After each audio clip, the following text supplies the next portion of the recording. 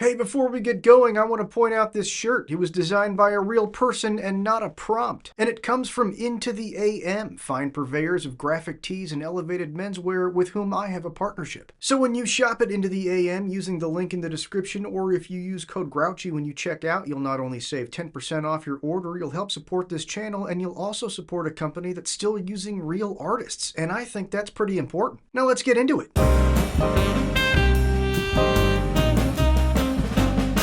The Grouchy Nerd. Alright, quiet down, knuckleheads. It's time to take another look at a new hero for Fantasy Flight Games Marvel Champions. This time we're looking at Falcon. Well, that's Falcor. That's Dr. Falcon?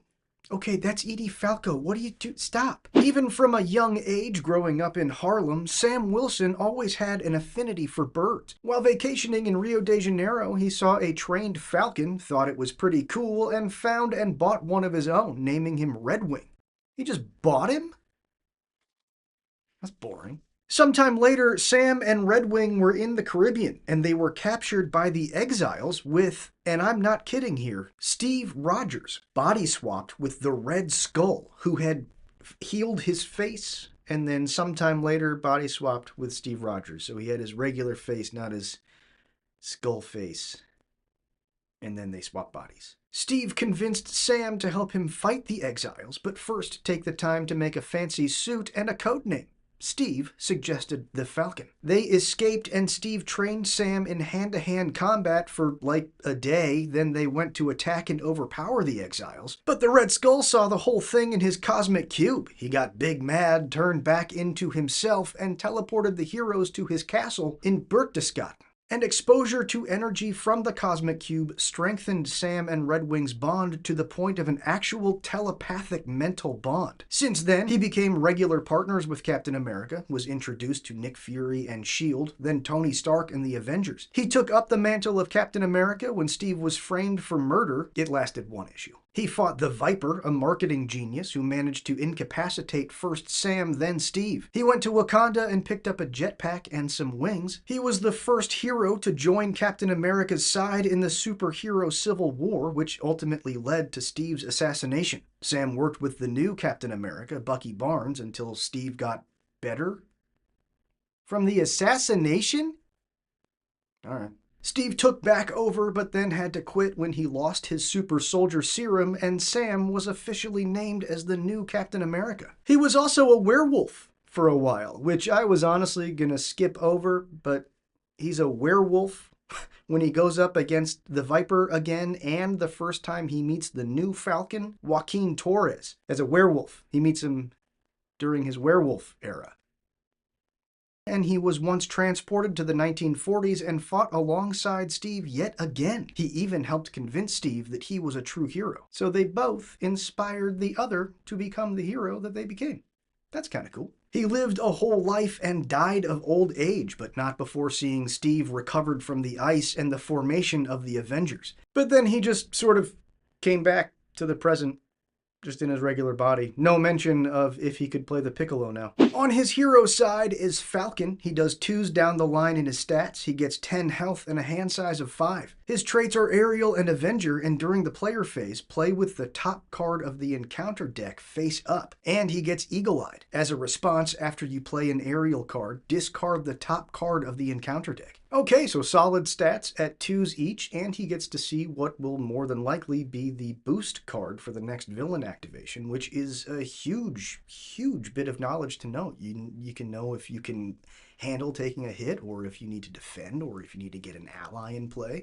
And if you don't like that card, it's got a lot of boost icons, for instance, you might be able to get rid of it. His alter ego is Sam Wilson. His recover is 3, his hand size goes to 6, he drops Aerial and Avenger for the shield trait, and he gets Birds of a Feather. As an action, discard 1 card from your hand to search your deck and discard pile for a bird card and add it to your hand. I don't know why that makes me laugh like it does. Search for a bird, put it in your hand. And our first bird is Redwing. He's a 2-cost ally with 2 hit points who does 1s in both stats and has the Aerial, Avenger, and Bird traits. As a hero action, exhaust Redwing and return him to your hand and discard the top card of the encounter deck to choose to either deal X damage to an enemy or remove X threat from a scheme, where X is the number of icons in that card's boost area. Both boost and boost ability icons count for this. Well, that's really good. You're looking at that next card, so you know exactly how effective that's going to be. That's amazing. You share 2 traits, so team building exercise gets him into play for cheap, and when you use that ability, he's just coming back to your hand. You don't have to discard. He's right there. Next is 2 copies of Bird of Prey. It's a 2-cost attack event with the Aerial trait. As a hero action, deal 4 damage to an enemy. You may discard the top card of the encounter deck to deal 1 additional damage to that enemy for each icon in the discarded card's boost area. Again, it's Aerial, so team building exercise, and again, you already know how effective it's going to be before you choose to play it. You might be getting 6 damage or so for 1 or 2 resources? Then we get 2 copies of Bird's Eye View. This one is a 2-cost thwart event with the Aerial trait. As a hero action, remove 3 threat from a scheme. Then you may discard the top card of the encounter deck to remove 1 additional threat for each icon in the discarded card's boost area. The thwart version, and all the same great stuff applies, although playing true solo, you might not always need that extra, because it is all coming off of the same scheme. So 3 threat might be all you need, though sometimes you get in a hole and 5 or 6 would be fantastic. But even 3 threat for 1 resource if you have team building exercise, that's phenomenal. 2 copies of Up, Up, and Away is next. This one is a 0-cost defense event with the Aerial trait. As a hero response, after an attacking enemy is given a face-down boost card, look at that card and the top card of the encounter deck. You may swap those cards. Draw 1 card for each printed icon in the current boost cards area. So you can either swap out a really nasty boost for something a bit more palatable, but then you're not drawing as many cards, or you can take a big hit knowing that your next turn you're going to have 8 cards in your hand. Really, really good if you have a tough card on. Then we get 1 copy of Falcon's Flock, a 2-cost support with the Aerial and Bird traits. It gets 5 bird counters, and you can remove 1 bird counter to generate an energy resource to help pay for an Aerial card at a limit of 1 per card. Well, that's incredible. Redwing or Bird of Prey or Bird's Eye View for 1 resource, or 0 with team building exercise. You might be doing 6 to 8 damage for 0 resources. Or you get a cool little bird guy who does your bidding for 0 resources. Soup Kitchen is next. It's a 1-cost location support. As an alter ego action, exhaust Sam Wilson and Soup Kitchen to heal damage from Sam equal to his recover, and reduce the cost of the next ally or support played this phase by 2. Use your alter ego ability to get Redwing into your hand, then use this to heal up and play him for free. Next up is 1 copy of Aerial Evacuation, a 1-cost upgrade with the Aerial and Preparation traits. As a hero interrupt when another friendly character would be dealt any amount of damage, discard Aerial Evacuation to prevent all of that damage and change to alter ego form. If that friendly character was a hero, they also change to their alter ego form. 1 resource to just completely negate an attack done to an ally. And you don't even have to keep it in your hand. I love preparation cards. Aerial Recon is next. It's another 1-cost upgrade. This one has the Aerial and Tactic traits. As a hero action, exhaust Aerial Recon and deal 1 player 1 face-down encounter card to place 1 recon counter here. And as an interrupt, when a player would be dealt an encounter card, remove 1 recon counter from here instead. Yeah, I don't know if I like that. Maybe it's just a true solo thing, but I don't know if it's worth taking 2 encounter cards to sometime down the line not take an encounter card. Maybe if you're way ahead of the game, way ahead of the scheme and the villain is hurting, I guess maybe, but yeah.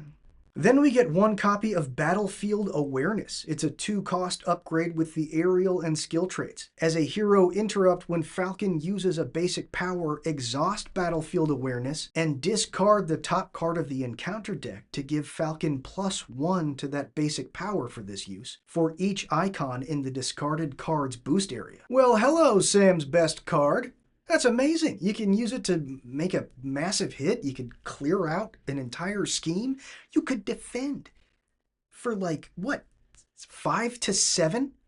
That's amazing, although it is one time. So if you boost your attack and then you ready, that you don't get that again because it was just for the one attack. It's not like it's boosting your stat. It boosted just that attack. Next up is one copy of Draw Their Fire. It's an upgrade which costs 1 per identity. It has the aerial and preparation traits, and it gives you a hero response. After the villain phase begins, discard Draw Their Fire to make it so Falcon does not exhaust when he defends until the end of the phase. That's really cool. You're probably going to get more mileage out of it in games with multiple identities, but even playing true solo, there are times where you get overwhelmed with minions, and rather than taking a bunch of little hits, you just defend them all and you never exhaust, and then you still get to Talon Line is another upgrade. This one costs 2 resources and has the item trait. It has a hero response. After you resolve Falcon's Eagle Eye ability, which discards the top card of the encounter deck when you play an aerial card, discard Talon Line. For each icon in the discarded encounter card's boost area, choose to ready a character you control or stun an enemy. Even if it's only 2 icons, that's a stun for the villain and a ready for you. Yeah. Yes, I like that. Now you just got to find a way to keep it coming back into your hand. And last in his kit is Vibranium Microweave. It's a 2-cost upgrade with the Tech and Wakanda traits. It gives Falcon +1 to his defense, and it gives him a hero interrupt. When Falcon would take any amount of damage, exhaust Vibranium Microweave to prevent 1 of that damage and deal 1 damage to an enemy, which brings your defense up to 3. So you're going to be able to take a pretty solid hit. You almost want that extra bit of damage so that you can turn it around and ping it right back to the villain. And hey, good news, you have some control over how hard you're going to get hit. You just got to find a boost card with the right number. You just got to do a little bit of math. It's baby math. It's math even I can handle.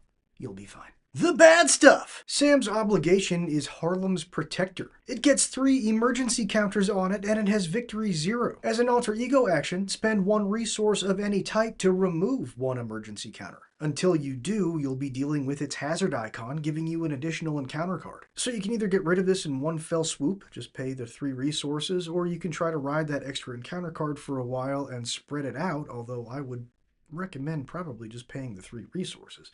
Because you got to get back to alter ego to do it. That's too much. Just pay the 3 resources.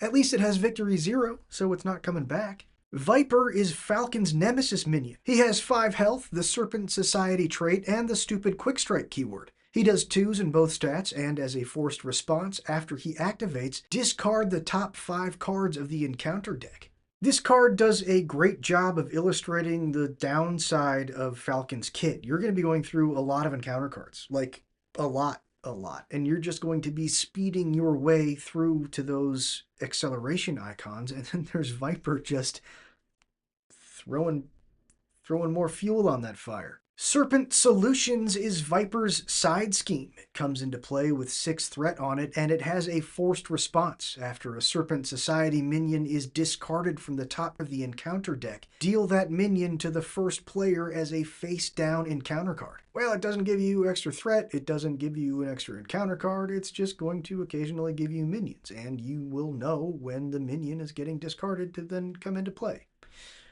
It's not good, but it's not the worst scheme in the world. Next is 2 copies of Serpent Soldier, a minion with 3 health who does 1 scheme and 2 attack. It has the Serpent Society trait and the stupid Quick Strike keyword. If it's used as a boost, it gives the activation an additional boost card. Well, that's a nasty minion. It only has 3 health, so it's not terrible to get rid of, but you can't do it with just a basic attack, and it only has 1 card in its boost area, so it's not going to do much for your kit. And it attacks you for 2 right out of the gate. I don't like that. And last is Advertisement, a treachery which has Surge, and when it's revealed, shuffle each Serpent Society minion from the encounter discard pile into the encounter deck. Well, that's horrible. And also, why is it the only one with a pun? On to his aspect cards, Falcon came with a leadership deck. And up first is Arrow, as played by Li Ling. She's a 3-cost ally with 3 health who does 1s in each stat. She has the Aerial and Agents of Atlas traits, and she gets a hero action. Exhaust Arrow to choose an identity to give each aerial character that identity controls +1 to their attack until the end of the phase. She doesn't have counters that you have to remove. She just does it. You can just put her into play and protect her, and then you get that all game long. Then we get Hugin and Munin, a 2-cost bird ally with the Aerial and Asgard traits. They have 2 hit points and do 1s in each stat. As a response, when Hugin and Munin enter play, search the top 10 cards of the encounter deck for a minion and put it into play engage with you to ready 1 character you control for each icon in the minion's boost area. Well, I did a quick search through Marvel CDB and I didn't check every minion, but it seems like most minions have at least 1 boost icon, so you're going to be at least readying yourself. That's cool. Spectrum is next, as played by Monica Rambeau. She's a 5-cost ally with 3 health and who does only 1s in her attack and thwart. She has the Aerial and Avenger traits and a response. After you play Spectrum, tuck 1 card that was used to pay for her under her. If that card has a printed mental resource, she gets +2 to her thwart. A physical resource, she gets +2 to her attack. An energy resource gives her +2 hit points, and a wild resource gives her all of the above. Domino has Jackpot, which would also give her all of the above because it has all 3 icons, and there are several heroes now who have resource cards in their kit that have 2 printed icons. Magneto, Gambit, Rocket Raccoon, Jubilee, Maria Hill, and Bishop. Rocket Raccoon's salvage, in fact, turns her into a 5 thwart, 3 attack, 5 health monster of an ally. 3 copies of Strength in Diversity is next. It's an alliance event which costs 2 resources per identity. As a hero action, for each different trait on friendly characters in play, choose to either remove 1 threat from a scheme or deal 1 damage to an enemy. Just in this one deck alone, we have Aerial, Avenger, Bird, Asgard, and Agents of Atlas. That's a cool card. Next up is 3 copies of Flight Squadron, a 2-cost support with the team trait, which you may only play if your identity has the Aerial trait. And there's a reminder that you can only have 1 team in play. If each of your allies has the Aerial trait, increase your ally limit by 1, and this card gains a response. After you play an Aerial card, exhaust this card to ready an ally you control. Obviously great for Falcon, who's already incentivized to bring along a lot of Aerial cards. Maybe Voltron, one of them up. Keep them readying and attacking a bunch. Then we get 3 copies of Resource Reserve, a 1-cost location support with a max of 1 per identity. As an action, exhaust Resource Reserve to tuck 1 resource card from your hand under here to a max of 1. Then any identity can use that resource card as if it were in their hand. I mean, yeah, how many times have you had Power of Leadership or whatever in your hand, but you only have kit cards, or you only have 1-cost cards? That's great. Then we get a 0-cost upgrade, Captain America. It has the title trait, and it may only be played by Sam Wilson or Bucky Barnes. As a hero action, exhaust Captain America and spend a physical resource to find Captain America's shield and add it to your hand. If Captain America's shield leaves play this way, deal 4 damage to an enemy. And linked to Captain America is Captain America's shield, a 1-cost upgrade with the item trait. Your hero gets +1 to their defense and gains Retaliate 1, which brings Falcon's defense to a 4. Plus that Retaliate, and if you have your Microwave in play, then you're also doing that little Uno reverse card with the Microwave. The attack is above 5. Plus that bringing the shield back to your hand and then doing 4 damage with it. That's pretty fun. And last is 3 copies of Wingman, a 0-cost upgrade with the title trait, attached to an Aerial ally at a max of 1 per ally. Then as an interrupt, when another Aerial ally would take any amount of consequential damage, exhaust attached ally to prevent 1 of that damage. Well, I completely missed this card and didn't notice it until I was editing and had already gotten a haircut. So here I am on a different day to say it's fine. It's pretty good if you have an ally that you really want to use, maybe the one that you put a bunch of upgrades on, you want to use that one a bunch and you don't want it to take consequential damage, and you have another ally that you don't care as much about using, so you can exhaust them to do this. That's cool. We get an aggression card. It's the Winter Soldier in the style of Bucky Barnes. He's a 3-cost ally with 3 hit points and the shield and soldier traits. He does 1 thwart and 2 attack, and when he attacks and defeats an enemy, remove 2 threat from a scheme. That's a cool ability. Aggression admittedly doesn't have a lot of answers for keeping allies healthy and in play, but if you can get him in play and you can find a way to keep him going, that's really useful. Our Justice card is Misty Knight. She's a 4-cost ally with 3 health and the Hero for Hire trait. She does 1 attack and 1 thwart, but as an interrupt when she thwarts, look at the top 2 cards of the encounter deck and discard one of those cards. Misty gets +1 to her thwart for each icon in the discarded cards boost area. That's amazing, even outside of Falcon, who can hopefully tee up a really, really good card to make her incredible. You're still getting to look at 2 cards of the encounter deck, get rid of a nasty one, and know just how bad the next boost is going to be. And yes, that is Misty Knight using Sam's Captain America shield for a little while Sam was out of town, and yes, it was awesome. We also get a protection card. It's 3 copies of Ops Room, a 2-cost support with the shield trait. It gets 3 alert use counters, and as an interrupt, when a friendly character would take any amount of damage while defending, remove 1 alert counter from here to prevent 1 of that damage, and remove 1 threat from a scheme. I love this card so much. It's energy barrier, but for threat, and if you have them both out, and you're playing Falcon, and you can choose what the boost is going to be, and you know you're going to get just enough through to make sure that 1 or 2 sneak past your defense, and then, no, they didn't. You didn't take that damage. You did damage back, or you pulled the threat back. Oh, I love it. So what do we think? Are there going to be more birds? Are we going to get an aggression bird, a very angry aggression bird? Why did they bring in Hoonin and Moonin? Why didn't it just say find Redwing? What's going on with birds? What are they cooking up with birds?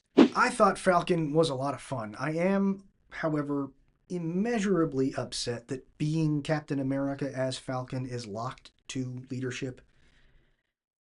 I don't know what goes into designing and balancing a game, certainly not one that is this ever expanding, so I don't know what the decision was there, but man, what a bummer. That's a bummer. That aside, though, we're at a point where there are enough aerial cards in all of the aspects that you can put together a deck that is maybe not all aerial, but mostly aerial, and Sam can do a whole lot of damage with a whole lot of aerial cards. Cycling through the encounter deck to find a boost that is maybe 0 or a boost that is maybe just enough that your microwave can do a little punch back. That's cool. And playing with the top card of the encounter deck visible is actually a lot of knowledge. Yeah, it's just going to be the next boost card, but that's really good to know. You know, if you can tank a hit, or if you have to defend, or if you can, as previously stated, make the attack do just a little bit of damage back. Or can you use an ally to take that hit, but have them stay alive for maybe 1 more activation? There's so much you can do knowing how bad that next hit is going to be. It lets you play things like Taunt, knowing that you can take a hit and now you get a bunch more cards. Or Toe-to-Toe, you take a hit and now you've done a bunch of damage back. Almost all of his cards have the aerial trait, and Avenger is also a really good trait to have, so bringing along, heck, maybe even 2 or 3 copies of Team Building Exercise. You can only use 1 at a time, but you might be playing several cards that you share traits with. Aggression is just insane with this guy. You got Bombs Away, gonna say him slow, Dive Bomb, give the picture a second, and Pitchback are all insane. And you don't have to go looking for something to make you aerial so that these cards can be effective. You just are aerial, and these cards just are amazing. And knowing what the top card of the encounter deck is means that Falcon is a great place for the galaxy's best boy, Cosmo. Never take damage again, little buddy. Never take damage again. All right, that's all I've got for Falcon. Now get off my lawn.